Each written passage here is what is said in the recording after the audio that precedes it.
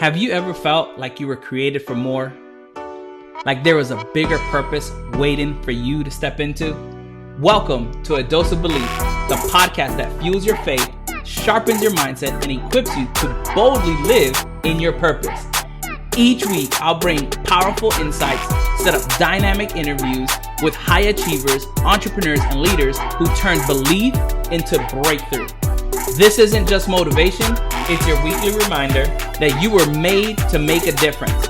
I'm your host, Christian Martinez, and you are listening to A Dose of Belief.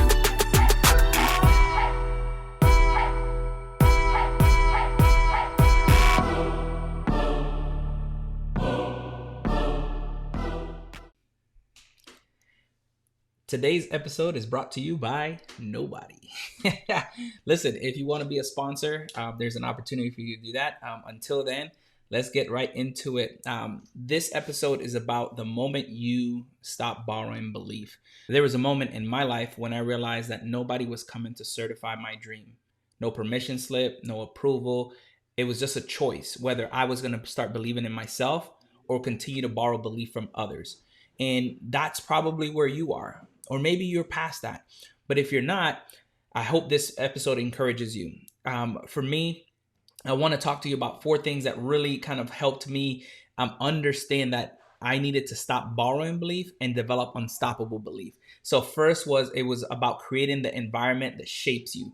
For me, what's around you shapes you. If you live in a space full of distractions, whether it's your room, your office, your environment, clarity cannot live there. You cannot thrive there, and confusion will come in. So I want to show you a few clips during today's episodes about what that looks like for you.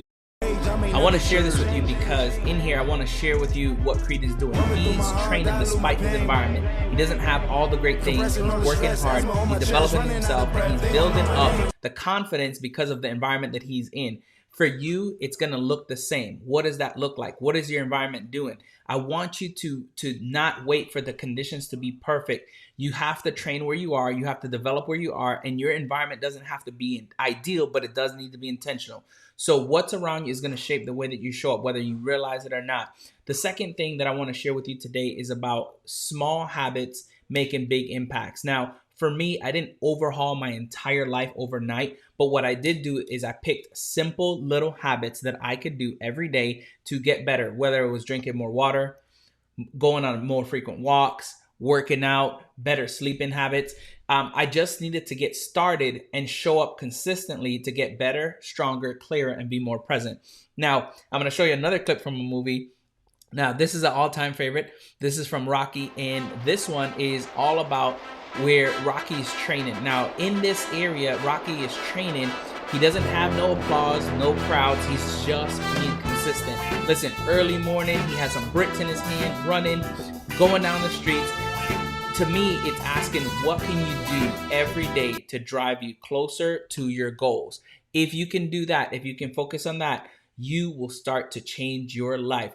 I didn't, like I said before, I didn't overhaul my entire life, but I picked one habit to honor it daily and get focused on where I wanted to go.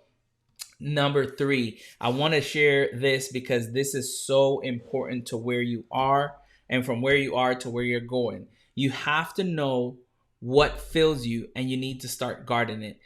For me, this looks like spending quiet time with God. At times, it'll be listening to music. It'll be conversations that encourage me and lift me up. But I protect those things. I set time aside for those things, whether it's early in the morning, throughout the day, or right before I go on stage. I always listen to something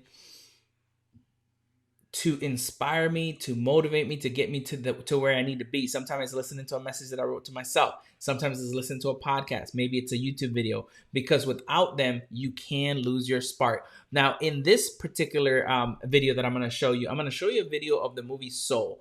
And what's happening in this video is Joe, he's a musician, but he's been a teacher for this entire show. And what's happening is he wants to play music, but he's kind of lost his spark. And what happens is he goes to this area where these guys are auditioning, and they play some music and they ask him to just keep up. And he basically kind of doesn't know what they're playing. And then all of a sudden, he just taps into the zone. He goes into the zone and everything becomes dynamic. He's tapping into it, and then he shifts and he's like, oh man, what just happened? He looks up, everybody's in awe, and then they're like, hey, we want you to come back tonight. Now, that only happens when you're truly walking in your purpose. That truly happens only when you allow yourself to walk in that. Success isn't about having, you won't have success without a spark, right? Everything will be empty. Purpose isn't about achievement, it's about your alignment. You must protect what fills you. Find out those things that keep you motivated, whether it's conversations, people, music, videos, whatever it is. I want you to guard that thing. I want you to use that, because you can be successful. But if you lose your spark, winning won't matter. This is why a lot of people struggle. This is why a lot of people will win, and then you'll see things like they get into drugs or they take their lives because they've lost their spark. They lost the thing that's driving them. So I want to encourage you. I want you to be different. I want you to be transformational. But in order to do that, you have to guard what fills you. And the last thing that I want to talk to you about today is focusing on whatever you focus on moves you forward. Now, we've heard a lot of different phrases about this. I've heard Tony Robbins say, where your focus goes, your energy flows. But really think about it. When you look at different environments, whether it's a pilot locking on the coordinates, whether it's a leader daily visualizing their bigger picture or keeping their goals visible, it can be anything that you think of. What is that thing that motivates you, that inspires you, that drives you, that moves you forward? I know for me, I've watched athletes visualize success, making free throws, making a three-pointer, or going over in their heads over and over and over. So in this scene, I want to share with you one of my all-time favorites, Remember the Titans. Now, if you haven't watched the movie, and maybe you have. Now, what a lot of people do is they watch movies just to watch movies. For me, I'm always watching, what am I supposed to learn from this film? What are they trying to teach me? And in this film, Denzel actually tells and challenges these young men. He's a coach for a football team, and he's in an environment where he's not necessarily applauded or recognized as great. He goes into an environment where they hire him because of a certain skill set that he has to bring the best out of his players. But it's in an environment where he's a minority. And so what happens is he challenges these guys to be perfect. They get into the last game of the season and they're down at half. Now, typically they're not down. They're always winning. They're doing what they've been perfect all season. And he says, listen, if you give me your very best, I'll be good with that. And win or lose, I'll be happy because you gave me your best. And then Julius steps in. And so as I play the scene, I want you to think about it. Julius steps in and he goes, no, it ain't, coach. With all due respect, we came on this field perfect. You demanded perfection from us. And so we're not going to leave this field not being perfect. We step on it this way and we're going to leave it that way.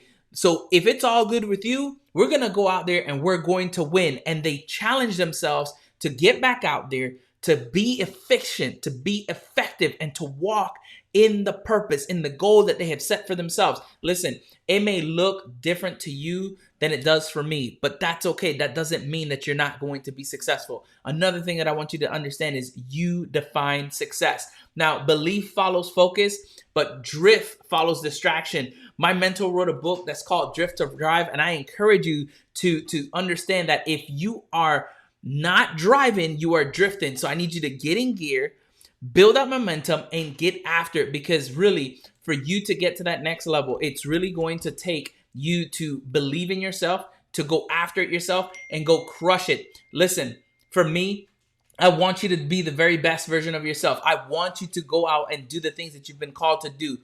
But I want you to understand that if you are borrowing belief, it's time for you to start to develop unstoppable belief. I wrote a book, and it's been inspiring to me because I wrote down the things that have helped me be successful, whether it was in the military, whether it was in coaching, whether it's in business, and I'm excited about it. So here is my little infomercial. If today's conversation gave you even one spark of belief, imagine what could happen if you made it unstoppable. Grab your copy of Unstoppable Belief. You can get it on Amazon, or you can get it at the link below. The next step for you to walk boldly in your purpose is to develop unstoppable belief. I hope this serves you. I hope this helped you. Now go out and dominate your space.